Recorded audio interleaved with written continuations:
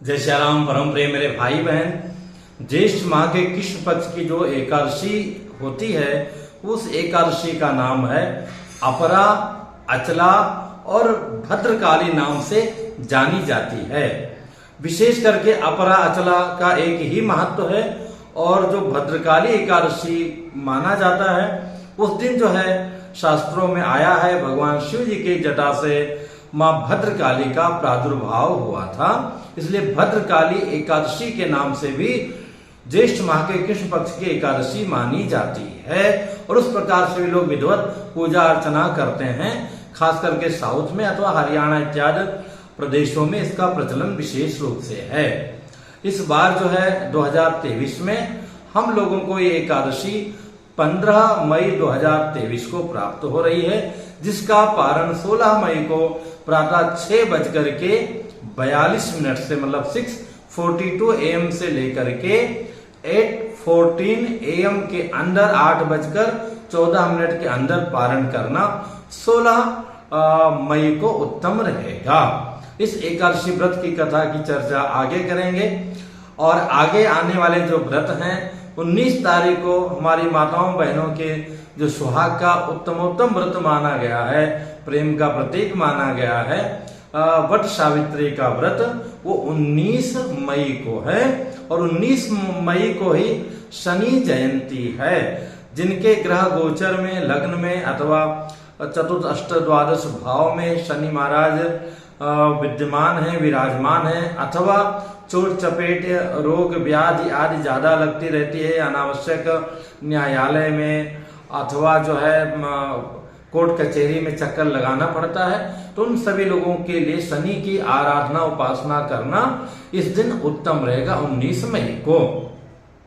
इस एकादशी के व्रत का नियम वैसा ही है जैसे हम अन्य एकादशी व्रत को करते हैं। एक दिन पहले से लहसुन प्याज, कुंदरू, मसूर का दाल आदि इत्यादि का लहसुन प्याज के साथ मांस मदिरा इत्यादि जो ग्रहण करते हैं सबका त्याग करते हुए, और जो भी मांस मदिरा का ग्रहण करते हैं उनको कम से कम तो भैया 3 दिन पहले से ही त्याग कर देना चाहिए। और रात्रि में भोजन न करें तो उत्तम है। प्रातः काल एकादशी के दिन उठना चाहिए, आसपास कोई नदी हो, तीर्थ हो, तालाब हो, वहां जाके हमें स्नान करना चाहिए। और विशेष करके उस दिन भगवान त्रिविक्रमम मतलब वामन भगवान की पूजा आराधना सेवा की जाती है, उस स्वरूप की प्रधानता है। नहीं तो भगवान नारायण की प्रतिमा है, विष्णु भगवान दत्तात्रेय, शालिग्राम जी, कन्हैया जी, जिनकी भी आप, बालाजी महाराज जिनकी भी आप सेवा करते हैं अथवा गोवर्धन जी को ही मानते हैं, तो उस रूप में उनकी विशेष सेवा करनी चाहिए। तुलसी दल इत्यादि विशेष रूप से अर्पण करना चाहिए। भगवान श्री सत्यनारायण कथा जो है मल्टी पर्पज के लिए, हमारे सभी समस्त पापों को नाश करने के लिए है, उस दिन कर सकते हैं। ये जो अपराचला एक अथवा भद्रकाली नाम से एकादशी महारानी की चर्चा हो रही है, तो ये अपरा मतलब जिसका कोई पार ना हो, उस प्रकार के जो हमारे पाप हैं, चाहे हमारे जान में हो, अनजान में हो, गुरुद्रोह हो, गुरु स्त्री गमन हो, गुरु निंदा हो, अथवा जितने भी महापाप होते हैं उनकी चर्चा करना उचित नहीं है।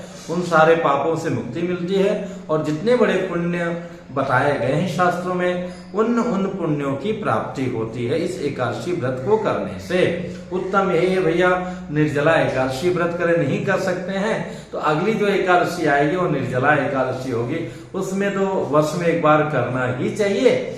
बाकी आप जैसा कर सकते हैं वैसा कीजिएगा। मैं अंदर से बहुत बहुत बहुत ही ज्यादा दुखित हूँ कि पिछली एकादशी हमारी सरकारी एकादशी हो गई थी।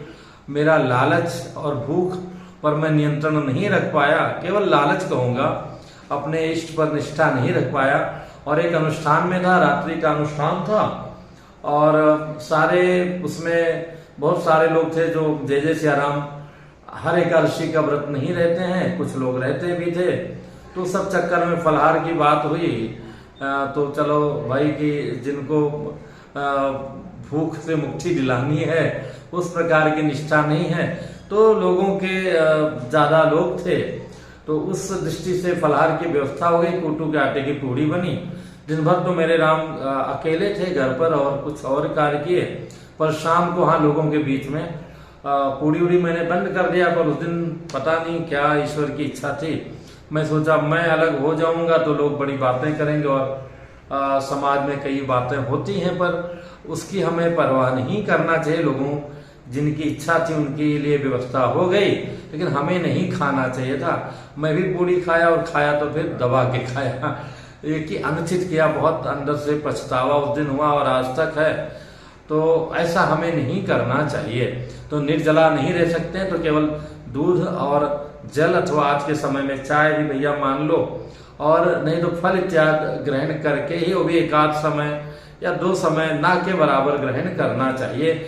जो वृद्ध हैं, बालक हैं, रोगी हैं, उनके लिए मना है, पर उनको भी चावल, बैगन, मसूर का दाल, इस प्रकार की चीजें, कुंदरू, लहसुन, प्याज का प्रयोग बिल्कुल भी नहीं करना चाहिए। रात्रि जागरण करना चाहिए, एकादशी की कथा सुननी चाहिए अथवा वांचनी चाहिए, और अगले दिन हमें सीधा दान इत्यादि करके पालन करना चाहिए। इस एकादशी की कथा भी जो है युधिष्ठिर जी के पूछने पर भगवान श्री कृष्ण जी ने सुनाया था कि राजन, प्राचीन काल में एक बहुत ही दिव्य नगरी थी, और उस नगरी के राजा थे, वो महीध्वज नाम के राजा थे। जितने भी सत्कर्म होना चाहिए, प्रजा को पुत्रवत मानना चाहिए, जितने भी धर्म कर्म है, हर गरीबों के ऊपर जो है प्रेम करें, दया करें, उनकी व्यवस्था करें, पूरे जो है कह सकते हैं समाज को ही, उनके राज्य में जितने भी लोग थे, पेड़ पौधे नहीं, पंछियों तक सबकी व्यवस्था थी, और इंसानों की तो बात ही क्या है, बहुत ही न्यायप्रिय थे, सत्कर्म से युक्त थे। उनका जो छोटा भाई वज्रध्वज था, जैसा नाम वैसे वज्र के समय उसका हृदय, किसी के ऊपर दया नहीं, ममता नहीं, और जय जय सिया राम, सदैव जो है अनैतिक कर्म करना। मेरे भाई बहन, हर एक वो कर्म अनैतिक होता है जो आप छिप के करते हैं, चोरी करते हैं, और बाद में समाज में आने पर आपकी निंदा होगी, वो लगभग सारे कार्य अनैतिक माने जाते हैं। तो वो अनैतिक कार्य करता था, बहुत परेशान करता था। उसको लगता था कि भैया प्रजा महाराजा को इतना मानती है, इतना प्रेम करती है, वो ये नहीं सोचता था कि महीध्वज महाराज जी को क्यों प्रजा इतना प्रेम करती है, क्योंकि वो पुत्रवत पालन करते थे। तो उसके मन में ये विचार आया, तो जल्दी मरने वाले नहीं हैं और मुझे जो है राजपाट मिलने वाला नहीं है। तो चुपके से एक रात्रि में जो है महाराज का वध कर दिया, और उनके जो शव को ले जाकर के जंगल में एक पीपल के पेड़ के नीचे गाड़ दिया। चूंकि उनकी अकाल मृत्यु हुई थी, इसलिए वो प्रेत योनि में गए, और प्रेत योनि में अपार पीड़ा होती है, अपार कष्ट होता है। तो जिसके फलस्वरूप बहुत ही दुखी थे, कई वर्ष बीत गए। उसी मार्ग से एक दिन धौम ऋषि जी महाराज जा रहे थे, उनको आभास हुआ जैसे जो हीरे के पारखी हैं, हमको आपको देखने में साधारण जो है कोयला लगता है, पर उनको नजर आती है। अथवा जो गायन के पारखी हैं, कोई स्त्री है, कोई बच्चा है, गाता है, गुनगुनाता है, और उसको जो है पकड़ लेते हैं। जैसे भी आप देखे होंगे, हालांकि यहाँ तो 80% नाटक होता है, जितने इंडियन आइडल या जो भी शो हैं उसमें भी सोनू निगम के या सोनू सूद के रिकमेंड से बिहार के कोई बच्चे को बुलाया गया और क्या क्या किया गया, वो एक अलग प्रकार की चीज है। पर यह कि पारखी थे, उनका स्वर उनको अलग लगा। तो ऐसे ही जो पुण्यात्मा है, जब वो निकलते हैं तो उनको आभास होता है कि हाँ भाई यहाँ पर ये चीज है। अथवा पुलिस वाले इंटेलिजेंट वाले हैं, उनको भी समझ में आता है, तो उनको लगा कि बहुत कुछ तो है। तो वहां पर उसने बड़ी प्रेत योनि में प्रार्थना किया, महाराज हमारे मुक्ति का उपाय बताया। तो उन्होंने समझाया उनको, चिंता मत करो, आने वाली ज्येष्ठ माह के कृष्ण पक्ष की अपरा नाम से जो एकादशी है, जहाँ अचला भी नाम है, कितने अचल हो गए हो कि कभी पाप हटेगा नहीं, वो सारे अचल पाप को भी जो है ये नष्ट करके अपार सुख, शांति और पुण्य और समृद्धि को देने वाली एकादशी व्रत है। इसका नियम पूर्वक पालन कीजिए। उन्होंने वैसा मन में प्रेत योनि में सोचिए, प्रेत योनि में पालन करके उनकी मुक्ति हो गई। अगर हम लोग सच्चे मन से करेंगे तो हमारी सदगति क्यों नहीं होगी, हमारे दुखों की मुक्ति क्यों नहीं होगी।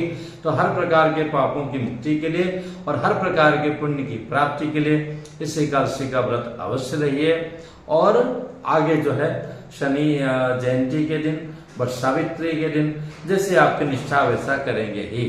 पुनः मिलूंगा एक नई जानकारी के साथ में। जय श्री राम।